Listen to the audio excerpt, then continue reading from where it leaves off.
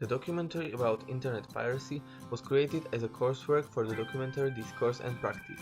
In this short movie, the production process will be described, mentioning details about creating the movie and some extra information as well. Not only technical, but also ethical issues will be discussed. I chose this topic because it was kind of interesting to me. I felt the need to discuss this topic as it is quite current topic and often discussed, and I needed to consider all the aspects of it. And at first, during my research, I had to talk to the people about it to find out their opinions, and then persuade them to talk to me about it on camera.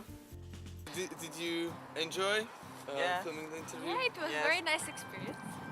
Well, it actually made me thinking about it, to be honest, because I didn't realize actually how many people are doing that in Poland, but I needed to think about it. When I was doing the interviews with the international students, many of them actually told me that the situation here is different because the salaries here are higher and the price of the entertainment is basically similar.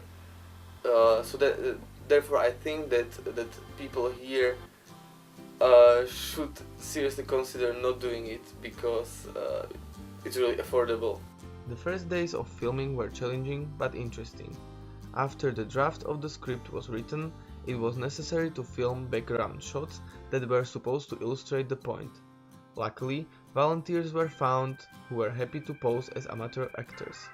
A cinema and a few stores finally allowed a couple of shots to be filmed inside. Afterwards, music was chosen to add a final touch to the documentary. During the filming of interviews, a few obstacles had to be overcome. There were also a few technical issues with sound and video, and that had to be solved as well. The most difficult part though was to edit the anonymous interview, making sure the identity was hidden and the voice properly altered. I just came across this girl who admitted downloading movies and selling them further on the DVDs, and she finally agreed to talk to me on camera, however under certain conditions. It's not so rare to find someone who downloads it here, but you don't come across many people who actually make profit of it. In the third part of the documentary, the legal point of view is discussed. Maggie Anderson, a lecturer teaching media law, has been chosen to comment on this issue. Many companies such as HMV, BBC, View or Fact agreed to answer a few questions, but for various reasons it was unfortunately not possible to organize the interview or publish their replies. All the performers in the documentary have signed the appearance release and consent forms, and they all agreed with the documentary being published. The overall experience from filming this movie is very good because it was very good opportunity for me in terms of working with the equipment that I had, because it's good to learn how to use the professional equipment, editing software, cameras, etc. So the point of this documentary was to show both sides of internet piracy. It wasn't at all supposed to promote piracy or to show instructions how to do it. That's not what I meant to do at all. Quite the opposite. I wanted to just show that it's actually happening and then always stay objective. It is necessary to mention that no logos, pictures, web pages or trademarks seen in the movie are shown for advertising purposes. They play an important role in illustrating the point whilst discussing the issue. Hi, we are students from Poland.